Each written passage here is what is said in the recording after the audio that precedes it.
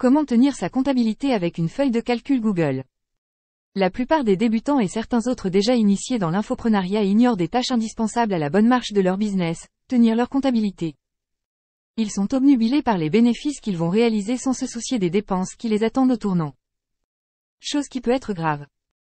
À cette occasion, j'ai jugé qu'il vaut mieux vous prévenir avant de vous retrouver piégé par de fâcheux imprévus.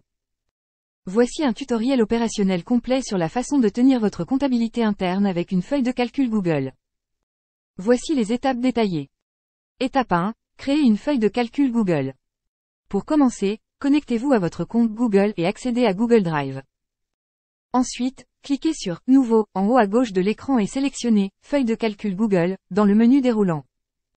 Vous pouvez également utiliser le raccourci clavier « CTRL+T » pour le PC, ou « CMD+T » pour le Mac, pour créer une nouvelle feuille de calcul.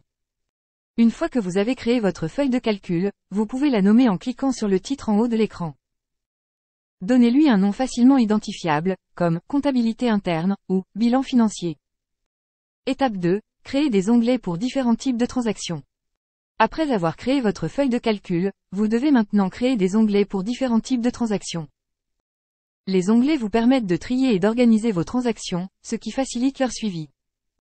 Pour ajouter un onglet, cliquez sur le signe « plus » en bas de la feuille de calcul et sélectionnez « Nouvel onglet ». Nommez chaque onglet en fonction de la catégorie de transactions que vous suivez ensuite, telles que « Revenus »,« Dépenses »,« Factures impayées »,« Factures payées », etc. Étape 3. Ajoutez des colonnes pour chaque type d'information que vous suivrez ensuite. Après avoir créé vos onglets, vous pouvez maintenant ajouter des colonnes pour chaque type d'information que vous suivrez ultérieurement. Les colonnes peuvent inclure des informations telles que la date de la transaction, la source de revenus ou la dépense, le montant, les numéros de reçu ou de facture, etc. Pour ajouter une colonne, cliquez sur la lettre en haut de la colonne à gauche de l'écran, puis sélectionnez « Insérer une colonne à droite » ou « Insérer une colonne à gauche ». Vous pouvez également utiliser les raccourcis clavier CTRL+Maj++ pour le PC, ou CMD+Maj++ pour le Mac, pour ajouter une colonne. Étape 4. Enregistrer les transactions. Une fois que vous avez créé vos onglets et vos colonnes, vous pouvez commencer à enregistrer vos transactions en entrant les informations dans les colonnes conformément. Pour vous assurer que vous avez une trace de chaque transaction, vous pouvez également ajouter une colonne pour les numéros de reçu ou de facture. Pour enregistrer une transaction, saisir la date de la transaction dans la première colonne, la source de revenus ou la dépense dans la deuxième colonne, le montant dans la troisième colonne, et les numéros de reçu ou de facture dans la dernière colonne. Étape 5. Ajouter des formules pour calculer les totaux et les soldes. Pour analyser votre situation financière, vous devrez ajouter des formules pour calculer les totaux et les soldes de chaque onglet. Les formules vous permettent de voir rapidement les totaux de vos revenus et de vos dépenses, ainsi que les ventes. Étape 6. Créer des graphiques pour visualiser les données. Une fois que vous avez enregistré toutes vos transactions et calculé les totaux et les ventes, vous pouvez créer des graphiques pour visualiser vos données de manière claire et concise. Les graphiques peuvent vous aider à identifier les tendances, les modèles et les anomalies, et à prendre des décisions éclairées. Pour créer un graphique, sélectionnez les données que vous souhaitez inclure dans le graphique, puis cliquez sur l'option « Insérer » dans le menu et choisissez le type de graphique que vous souhaitez créer, tel qu'un graphique à barres, un graphique en secteur ou un graphique en courbe. Vous pouvez également personnaliser votre graphique en modifiant les couleurs, les politiques, les titres et les légendes, ainsi que les données que vous pourrez ensuite inclure ou exclure.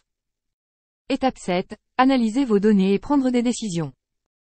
Maintenant que vous avez enregistré toutes vos transactions, calculé les totaux et les ventes, et créé des graphiques pour visualiser vos données, vous pouvez commencer à les analyser pour prendre des décisions éclairées sur la gestion de votre argent.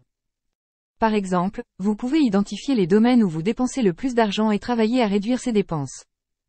Vous pouvez également évaluer la rentabilité de vos activités et déterminer les plus louables. En fin de compte, l'analyse de vos données financières peut vous aider à prendre des décisions éclairées sur la gestion de votre argent, à identifier les opportunités d'amélioration, à optimiser votre rentabilité et à atteindre vos objectifs financiers. Mais attention! Le plus grave est que parmi les mauvaises surprises, le facteur fisc risque d'être le pire de vos cauchemars. Faites gaffe donc. Maintenant, à partir de cette leçon, pensez à mieux vous blinder et n'hésitez pas à me demander plus de précisions sur les aspects que vous n'avez pas compris. C'est gratuit. Envoyez-moi votre question sur cette adresse email, bdmaroc@gmail.com. Ceci vous permettra de recevoir aussi le PDF des magazines hebdo chaque lundi gratuitement. J'attends votre réponse.